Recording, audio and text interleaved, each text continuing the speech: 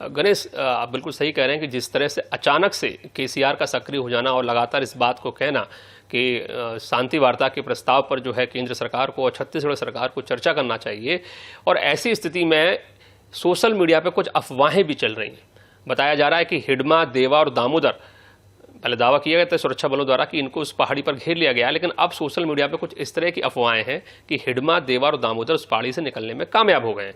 और इन अफवाहों के बीच तेलंगाना के पूर्व सीएम का इस तरह का बयान देना, केसीआर का शांति वार्ता के पक्ष में भाषण देना, ये क्या इनके बीच किसी तरह का कोई कनेक्शन है?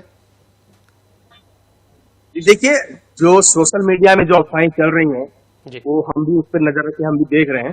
परंतु ये बात आप समझिए कि अगर देवा, हिडमा या इसके बड़े लीडर अगर वहां से भाग गए होते तो आज तेलंगाना और आंध्र से शांति वार्ता का प्रस्ताव नहीं आता। केंद्र सरकार पर और छत्तीसगढ़ सरकार पर इस ऑपरेशन को रोकने का प्रेशर नहीं आता। बिल्कुल सही। दूसरी बात, इस तरीके से केसीआर आगे आए इस पूरे मामले में, रेवंत रेड्डी आगे आ रहे हैं, डॉक्टर हरगोपाल आगे आ रहे हैं। इसके अलावा जो सरेंडर नक्सली हैं, जो बड़े कैडर के थे, जो आंध्र में हैं और तेलंगाना में इस समय गए हैं, विकास के साथ जुड़े हुए हैं, वो आज सीएम से गुहार लगा रहे हैं, सीएम से मिल रहे हैं कि इस ऑपरेशन को रोक दिया जाए।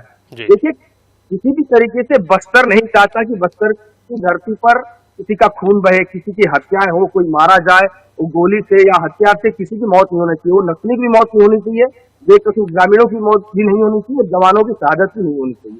अच्छी बात है कि केसीआर आज इस पूरे मामले में शांति वार्ता के लिए पहल कर रहे हैं, लोगों से बात कर रहे हैं, सरकार से बात करना चाह रहे हैं। सीएम रेवंत रेड्डी भी इस मामले में सरकार से बात करना चाहे, अच्छी बात है। परंतु ये पहल बहुत पहले हो जाना चाहिए। अगर तेलंगाना की सरकार और आंध्र की सरकार अगर पहले इस बात पर पहल की होती, इस मामले में आगे आ गई होती, तो आज देखिए सैकड़ों आदिवासियों की मौत नहीं होती, जवानों की शहादत नहीं होती। पिछले 15 महीनों में जिस तरह से नक्सली मारे गए वो भी आज जीवित होते। ये पहले प्रयास करना चाहिए था। आज जब आप ये सारे लीडर घेर दिए गए, तब केंद्र सरकार और छत्तीसगढ़ सरकार पर प्रेशर बना रहे। पहले होना चाहिए था, खून नहीं बहता किसी का। निर्दोष ग्रामीण जो आज मारे गए वो जीवित रहते। मुखबिरी के नाम पर, नक्सलियों का साथ देने के नाम पर हजारों ग्रामीण जो आज जेल में है, वो आज अपने घर में परिवार के साथ होते। ये पहले होना चाहिए।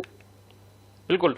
और जिस तरह से आज आपने बहुत स्पष्ट तरीके से इस बात को रखा है कि सोशल मीडिया में उड़ रही अफवाहें कि हिडमा, देवा और दामोदर भाग चुके हैं, और जिस तरह से केसीआर का जो बयान सामने आता है, जाहिर तौर पर ये तभी हो पा रहा है और इसीलिए इस तरह की बयानबाजी सामने आ रही है क्योंकि हिडमा, देवा और दामोदर को पहाड़ी पर घेर लिया गया है और ये भागने में अभी तक कामयाब नहीं हुए हैं। और लगातार सुरक्षा बलों ने जिस तरह से करगुट्टा की पहाड़ी को चारों तरफ से घेरा हुआ है, इसके बीच ये लोग फंसे हुए हैं।